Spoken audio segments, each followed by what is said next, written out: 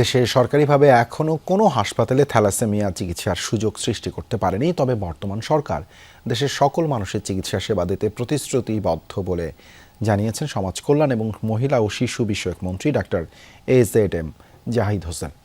সকালে রাজধানীর মালিবাগে বিশ্ব থ্যালাসেমিয়া দিবস উপলক্ষে আয়োজিত সেমিনারে মন্ত্রী এসব কথা বলেন। জানান, থ্যালাসেমিয়া রোগ নির্ণয়ে জাতীয় গাইডলাইন প্রয়োজন। একই সাথে সচেতনতা বৃদ্ধির জন্য সামাজিক আন্দোলন গড়ে তোলার আহ্বান জানান তিনি। থ্যালাসেমিয়া রোগীদের জন্য সরকারি ও বেসরকারিভাবে মেডিসিন সহজলভ্য করা হবে বলেও আশ্বাস দেন তিনি।